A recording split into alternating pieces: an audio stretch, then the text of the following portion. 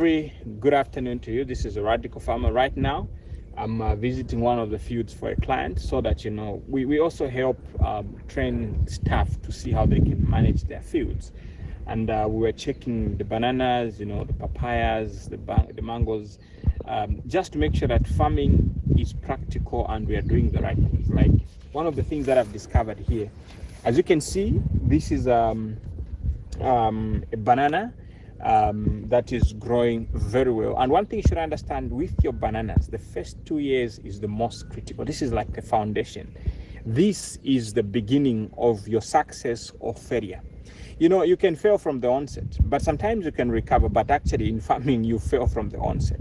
So now here, the first 2 years is when you train your plant to actually be successful. There are so many things that you should understand about a banana.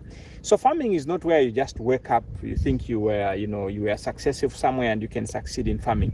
Farming is a whole different school on its own, and each crop is unique. So you don't think that, you can have cows, you have chickens, you have goats, you have bananas, and because you have money to buy these things that you can manage them. No. You really have to understand what you're doing. You have to understand each and every crop. It needs its care, the kind of irrigation that it needs. Like for example, for bananas, microjets is the best. And the bananas need a lot of potassium because they are high in potash. They, all those things. So now here, we are going to the first thing that I'm going to do is look at the overall health of this plant. How you do it, you inspect the back, you make sure there is no fungal infection. Mostly fungus actually in bananas, it builds up here, and even aphids, they mostly come in the leaves here. That's where mostly they are.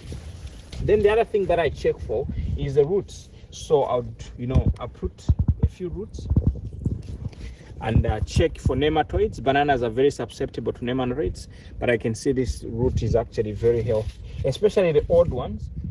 You check through and see if they are nematoids, because nematoids, you can go and do a research. They actually affect bananas so much, and they block the road for the nutrients. So the plant is absorbing nutrients somewhere.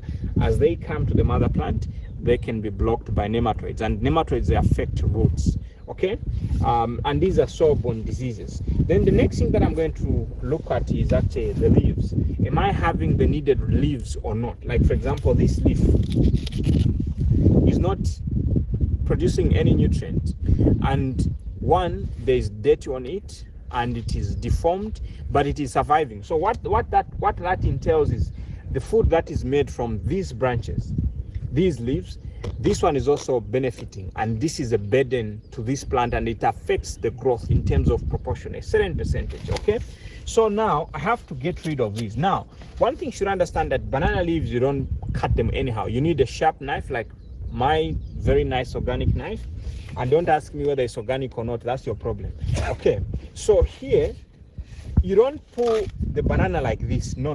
That is injuring the banana. So when you are pruning, thinning the leaves, you hold them like this, then you push your knife going up so that you don't affect it anywhere here. So I'm going to cut off all the leaves that are not looking healthy, the broken ones like this one. Okay, then I'll actually cut off them, all of them.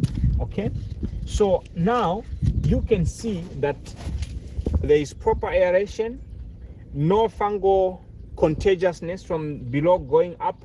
Fungal infections start from down going up. So I've cleared this. The burdens that were burdening this plant, they are gone. I'm just remaining with healthy, fresh leaves, and there is proper airflow. Okay. Secondly, it is the issue of suckers. You can see here I have 1, 2, 3, 4, 5, 6 suckers. By nature, bananas are very generous and they are very caring. So they will get the nutrients from the mother plant and feed the babies. Let me give an example. If you are the two of you have one suckling baby and the mother is there and you don't have food at home, whom will you give food first? If there's going to be a little amount of food, you'd give the baby. And that's how bananas are. And actually, they're even better than human beings. Okay. So now this plant is also feeding these ones, because they are considered as a baby. So what do? You'd want this banana trees to grow to a height of about 2 meters before you allow the second sucker to come. What are you doing? You're preventing competition. Okay, so you cut them like what I'm doing. And some of you would think that you are wasting suckers. No. it's like, you know, let me give you a very bad example. It's actually general, male and also female. Imagine if we would say we don't have to lose a single egg from a woman. Every egg should be fertilized. Every egg should be fertilized. If it is men, every semen should be fertilizing. You know, how would the world be? So, but you know, there is control of how these things should reproduce themselves, so that there's proper spacing. Even children, you can't be having child every year. No. There's need of spacing for nutritional competition, growth, and nurturing, and everything. So now here we want to nurture this to the point that it grows and it's going to be very firm. This is the mother stalk, okay? And bananas don't have seed, they produce suckers. So once you've cut them, the job is not done. They are not dead. You've just cut them. What do? You need to make any tool that can actually go between here, and you know, you poke this until you reach the white stuff that comes up. Now, this is where the heart of the banana is, so that it doesn't come out. Now, if you can see, there's a difference between this banana and this banana. When I come and work on this one also, you see clearly the difference, okay?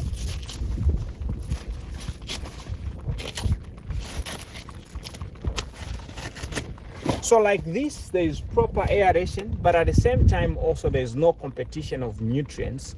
Then all the energy goes to this one. The bigger the trunk, the bigger the branch. So big branch equals big bunch. So now, that doesn't happen by accident. You have to make sure that you take care of that. And one of the things that we do as Organic Farm 7 is installing the correct kind of irrigation for bananas. These are microjets, very affordable, with a longer lifespan, and even the quality of pipes that we supply. You can see there are pipes when you break them, and that is the end of it. But you can see I can fold this several times, and actually there is no any line. The reason is very simple.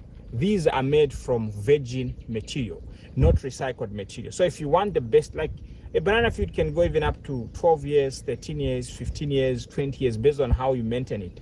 And you don't have to be repressing irrigation each and every time.